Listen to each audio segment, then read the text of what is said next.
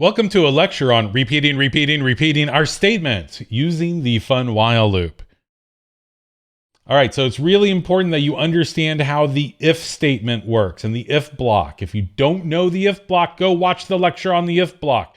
Do chapter 3, learn the if. It's really important that you know the if because we're going to use if as a way to learn how while loop works, which is what this is about, the fun while loop. So really important. Go check it if you haven't already looked, or if you don't know what an if statement is. So our objective here is we're going to describe how the top to bottom evaluation, and again, that's really important. What we're talking about here is called a control structure, and it controls the way our code works and breaks that top to bottom thing. It allows us to repeat things over and over again, which is really kind of cool because that allows us to be really efficient with our code and do really neat things. So I'd like you to consider this following code, which checks to make sure someone actually entered their name.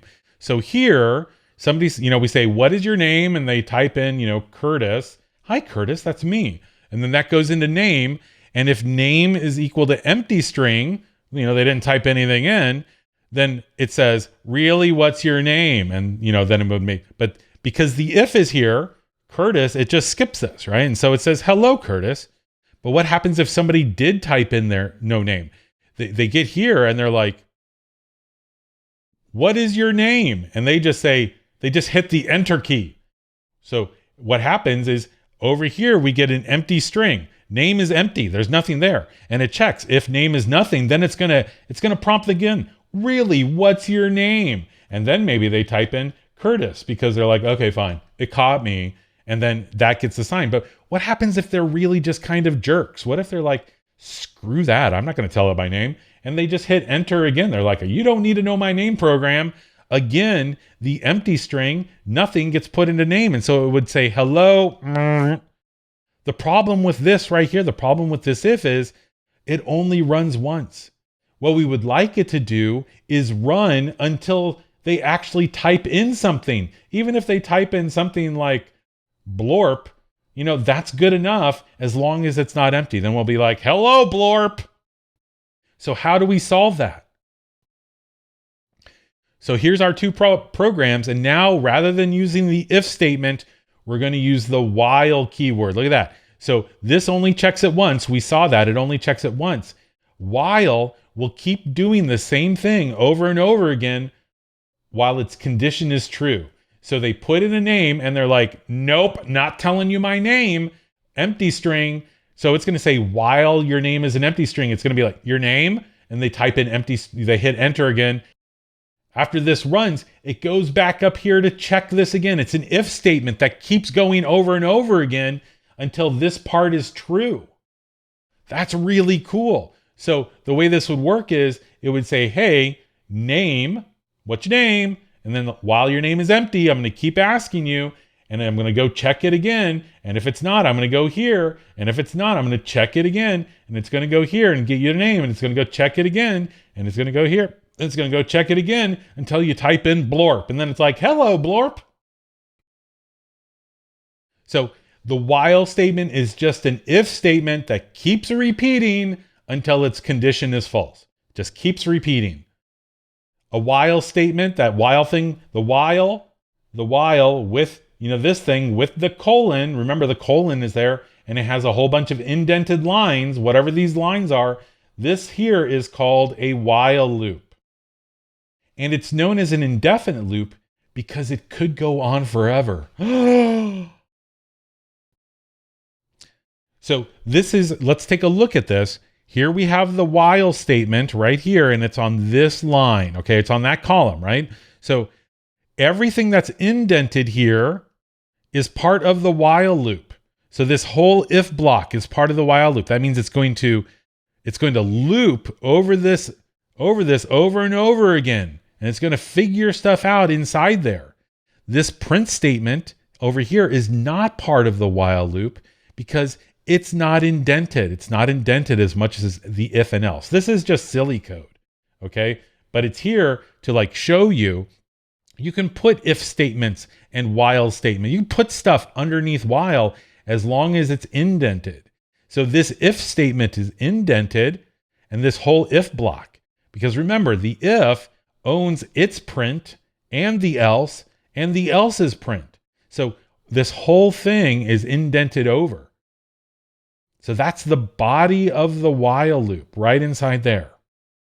Everything that's indented over, okay? So this, while true. When is true true? True is always true. So it's going to print hello. And then it's going to come back up here and it's going to check this again. Is it true? The answer is yes. So it's going to print hello. And then it's going to come back up here again. And it's going to be like, is it true? And it's going to be like, yes. So it's going to print hello. And this goes on forever because this is always true. So it just goes, hello, hello, hello, hello, hello. And lots of hellos. This is an infinite loop. And we really don't normally like these in our programs. Okay, this isn't dangerous, but it's an ignored loop. So we get to this while here and it says, is this true?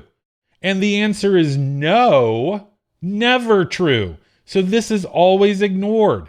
I want to say this while false thing here, we never do this in real programs because we're just writing extra code that's never going to be run, never even seen, because we're saying while this is false, do this stuff. Well, that stuff ain't never going to happen because false is always false. So ignored loops are weird. So what are some practical uses for a while statement? Input validation. We saw that earlier with like, let's make sure they entered a name.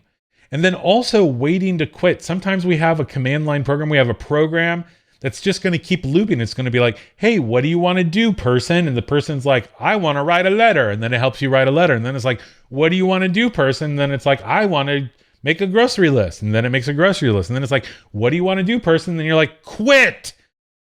And it's like, oh, well, it said quit. So I'm not going to loop anymore. So it's really good for the types of things that we're looking for in terms of input from input devices like our keyboard or tap screens or the network. All of these things, the internet, in the while loop is good for like just waiting on input and doing stuff with input until the input is gone. So here's another input validation sample. We're going to set the age equal to -1, and this is known as a sentinel value because what it does is it allows our while statement to be true. So we say age is -1, while age is less than 0, ask for the age. What's your age? And we'll get that value, then we'll turn it into an integer. And once we're done with this line, we come back up here and we're like, is the age less than 0? If they input -4, it's going to be true. And so it's going to run this again. Give me an age. And then it'll turn it into an integer. Maybe this time they type 10. And then it'll come up here and check, well, 10 is greater than 0. At that point, that's not true anymore. That would be false. So it skips its body and then it goes on with the next statement. Here we have a really silly program that's going to tell us, that's going to keep doing stuff until you type the letter Q. So the command is equal to an empty string. And then we say while the command is not equal to Q. Not equal to. So is the empty string not equal to true? Yes. Is the empty string not equal to Q? The answer is yes. So we say, what is your command? Let's say they type in what? Like that. That would be the command. So now we have an if block. If the command is equal to Q. Nope. If the command is equal to this. Nope. Otherwise, I didn't hear you. So it prints that out. And then here it is at the end of the while block. This is the while block here because all of that stuff is indented. This print statement is not. At this point, it goes back up here to the while and it's like, what was the command? The command was what? Well, it wasn't what. So now it's going, what is not equal to Q? So now it's going to go again. It's going to say, what is your command? And let's say you type in exclamation mark. Now command is equal to exclamation mark. Is command equal to Q? No. Is command equal to exclamation mark? The answer is yes. So it's going to print WTF, and then it skips to the end right here. There's nothing else for it to do. So it's going to come back up here to this, and it's going to say, is the command not equal to Q? Yes, the command's not equal to Q. It's an exclamation mark. So it's going to run it again. This time, let's say they actually type in Q. Okay, now command is equal to Q. It hits this break, and break says, I'm done. And whatever loop it's in, right now it's inside this while loop, it says, I'm done, and it breaks outside of the while loop and then goes down here to the next line. So this is called an escape hatch. It allows us to escape out of the loop that we're in and goes to the next line. And then it will print, thank you. Break statements break while loops. They break out of it. So whenever we're here, it always goes out. So it's really important that if you want your program, if you definitely want to be able to say it's going to end, break. Break will jump out. It'll jump out. Boop, boop, boop, boop, boop, like that. So in summary, a while loop is an if loop that just keeps repeating until the condition is false. It's just like an if, but it repeats itself. And then you can immediately get out of a while loop just by typing break in there. And when it hits break, Python will be like, I'm breaking out of this loop. So let's see it in action. All right, so here's the first problem from the chapter, Bug Collector. And so a bug collector collects bugs every day for 5 days. Write a program that keeps a running total of the number of bugs collected during the 5 days. Okay, so we're going to create a variable and it's going to keep adding that number. The loop should ask for the number of bugs collected for each day. And when the loop is finished, the program should display the total number of bugs collected. Okay, so what we want to do is we want to loop 5 times. So how can we loop 5 times? Well, this sounds like a variable and a condition. How would we do an if statement if something is less than 5? So we would have something like day number is equal to 1. And then if day number is less than or equal to 5. So it'll 1, 2, 3, 4, and 5. This will be true. We'll say something like input, how many bugs did you collect on day number? Question mark. We should capture that. Num bugs. We want to take that and we want to add it to it. We want to take num bugs and we want to add it to a total. So we should have a total somewhere. And so we'll do total is equal to the current total plus the num bugs. Now, I don't like writing it like this. Total equals total plus num bugs, where we just keep adding things, a new number to an existing total. I like writing it like this. Total is plus equals num bugs. These two things are the same thing. We saw this assignment addition operator earlier. So I like writing it like this because you'll see it a lot more like that. And then we'll print out the total number of bugs is total. Okay, so if I run this, because it's an if statement, it's only going to run once. Okay, does that make sense? If only runs once. So I'm going to run it like an if statement first. Look at this. I got an error. It says input expected at most 1 argument. How many arguments do I have here for input? I've got 1, 2, 3. I was trying to use it like print. What I should do is something like this. I need to plus these things together because input only takes 1 argument. When I plus those things together, it should be just 1 string. So let me try running that. Oh, I get another error. It says cannot concatenate string with an int. Man, am I sucking here. So here's a string and I'm trying to add an integer to it. And as we saw in one of our earlier lectures, we can't add integers and strings. So how do I turn an integer into a string? I use the string function like this. And now all of a sudden this line is really long and that makes me sad. So what I'm going to do is I'm just going to create a new variable. Prompt is equal to, and I'm going to take this whole string thing out and put it there. And then I'll say input prompt. So now I'm building this string. I'm storing it in a variable, and then I'm using that variable. Why did you do that, Curtis? Well, Python is supposed to be a narrow language. We're supposed to be able to see it. It's not supposed to have really long lines of code. So I always try to keep it within 80 characters. There's this ruler right here. This is just something I do. In general, 80 or 100 characters wide. That's as wide as a good Python program should be. You should never have long lines in a program. Okay, so now that I have this, now that I'm turning the integer into a string and concatenating all that together and doing the prompt, let me run that and see what happens. So how many bugs did you collect on day 1? 12. It says right here, unsupported operand types plus equals for int and string right there. Right here, numbugs is still a string because I didn't do integer. So I'm going to go ahead and turn that into an integer, int numbugs, like that. This is how we go about diagnosing our programs. We read the errors and we see what line it's on, line 16. I had this before. This was on line 16 right here. And it's like, I don't know how to do this. So I went and actually turned it into an integer like it should be. So I'm going to go ahead and run this again. How many bugs did you collect on day 1? 12. The total number is 12. That's great. So now all I have to do is turn this into a while statement, right? Let's find out.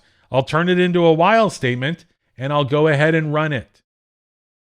How many bugs did you collect on day 1? 12. How many bugs did you collect on day 1? What? Why is it still day 1? The day number. Why is it still day 1 while day number is... Oh, because I'm not changing day number. So on the first day, it's day number 1, but I need to change it for every time it loops. If I don't do that and I just keep entering this, day number is always going to be 1 and it's never going to end and I have an infinite loop. All right, calm down, Curtis. So what I need to do here is I need to increment day number. I need to make it go 1 more.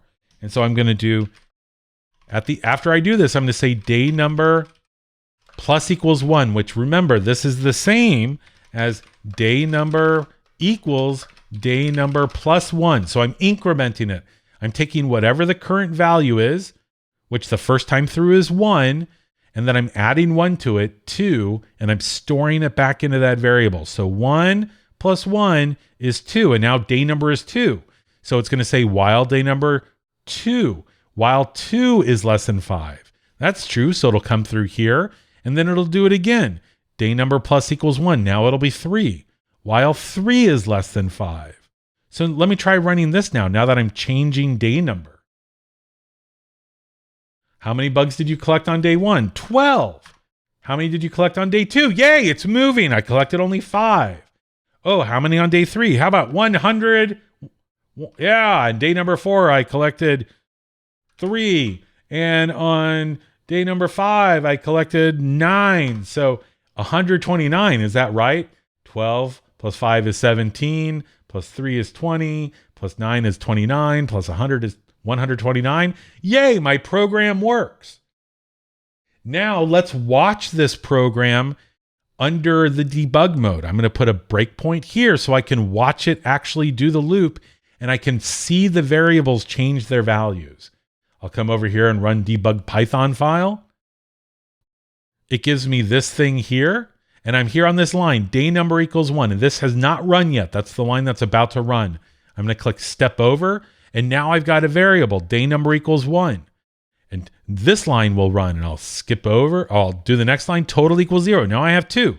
Day number equals 1, total equals 0. So while day number is less than equal to 5, what's day number right now? Day number is 1. I hover over it and it shows me 1. While 1 is less than 5. Is that true? Yes. So it's going to run the body of this program. So I'm just going to go through it. Boom. Prompt me. Boom. How many bugs did you collect on day 1?